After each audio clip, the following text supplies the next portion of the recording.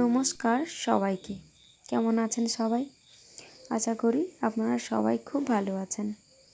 আজ বৃহস্পতিবার আর এখন বাজে গিয়ে সকাল 11টা। আমরা সবাই সকালের ব্রেকফাস্ট সেরে নিয়ে এখন বসে পড়েছি আমি দুপুরের জন্য রান্না করতে। আগের ভিডিওতে আপনাদেরকে তো বলেইছিলাম ঠাকুমা আসবেন বলে, তাই গতকাল সন্ধ্যেবেলা ঠাকুমা চলে এসেছেন। এখন যেহেতু বাড়িতে পঞ্চক পুজো চলছে, তাই নিরামিষ রান্নাই করব। তাই প্রথমেই আমি সবজিগুলোকে কেটে নিয়েছি। এখন কড়াইতে আলু আর উচ্ছে ভাজবো বলে একসাথে দিয়ে দিয়েছি। এটা সেদ্ধ হতে থাক, ততক্ষণে আমি ঝিঙে আলুর যে পোস্ত বানাবো ওটার একটু মশলাটা বেটে নেব।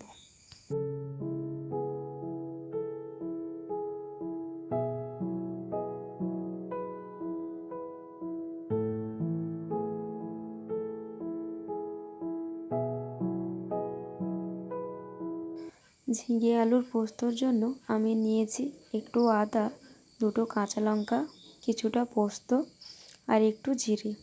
এবার এটাকে জল দিয়ে বেটে নেব। এটা বাটা হয়ে গেছে, চলুন এবার দেখে নিই আলু উচ্ছেটা কতটা হয়ে এলো।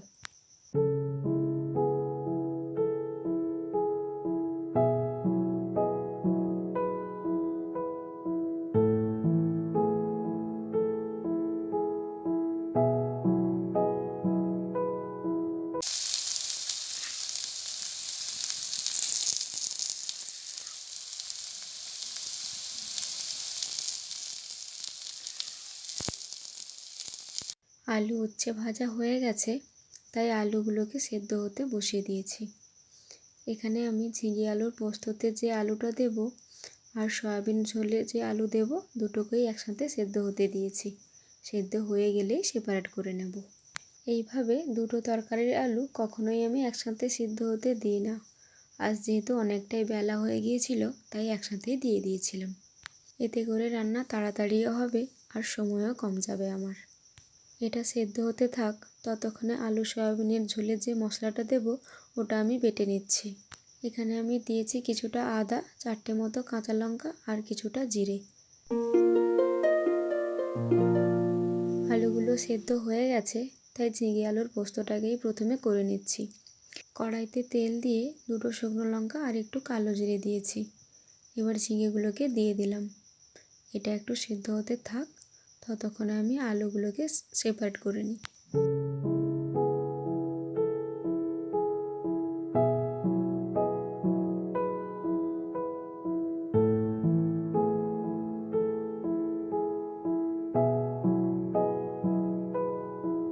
ঝিঙেগুলো থেকে না অনেকটা জল বেরিয়েছে। জলটা একটু কমে আসতে আলুগুলোকে আমি দিয়ে দিলাম। এবার দিয়ে দিলাম বেটে রাখা ওই মশলাটা। এবার এটাকে একটু ভালোভাবে নাড়াচাড়া করে নিয়ে ওই কষিয়ে নিয়ে তারপর পরিমাণ মতো জল দিয়ে দেব। আলু ঝিঙেগুলো যেহেতু সেদ্ধ হয়ে গেছে, তাই জলটা আমি সামান্যই দিয়েছি। ঝিঙে আলুর পোস্ত হয়ে গেছে। এখন আমি সয়াবিন ঝোলের জন্য সয়াবিন আর আলুগুলোকে একসাথে দিয়ে ভেজে নিচ্ছি। আলু আর সয়াবিনগুলো ভাজা হয়ে গেছে। এবার কড়াইতে তেল দিয়ে একটা তেজপাতা আর একটু এলাচ দিলাম। এরপর দিয়ে দিচ্ছি বেটে রাখা ওই মশলাগুলো একটু নাড়াচাড়া করে দিলাম টমেটো। এবার মশলাগুলোকে ভালোভাবে কষিয়ে নিয়ে দিয়ে দিব হলুদ আর কাশ্মীরি লঙ্কার গুঁড়ো। এটাকে আমি জলে গুলিয়েই দিচ্ছি। মশলাগুলো থেকে তেল ছেড়ে এসেছে। এবার দিয়ে দিব ভেজে রাখা আলু আর সয়াবিনগুলো। এবার এটাকে কিছুক্ষণ কষিয়ে নিয়েই জল দিয়ে দেব।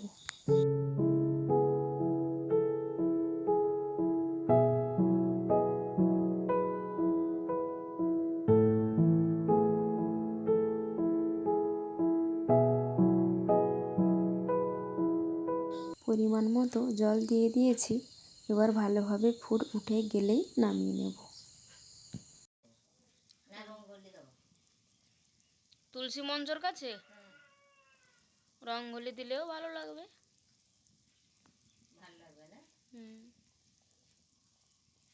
সয়াবিনের ঝোল হয়ে গেছে। এবার এটাকে একটুখানি গ্যাসে বসিয়ে দেব। এখানে না টক ঢ্যাঁড়স আছে। এই ঢ্যাঁড়সগুলো আজ সকালে পাশের বাড়ির একজন কাকিমা এসে দিয়ে গেছিলেন। তাই মা বললেন এই ঢ্যাঁড়সগুলোকে ছোট ছোট করে কেটে একটু সর্ষে বাটা, দুটো কাঁচা লঙ্কা, নুন, হলুদ আর একটু সর্ষের তেল দিয়ে গ্যাসে বসিয়ে দিতে। তো সেই মতো আমিও বসিয়ে দিয়েছি। এবার এটাকে মিডিয়াম ফ্লেমে মিনিট 7 মতো ফুটতে দেব। যাই হোক, আমার রান্নাগুলো হয়ে গেছে। এবার সবাই মিলে একসাথে খেতে বসার অপেক্ষা। আজ তাহলে ভিডিওটা এখানেই শেষ করছি।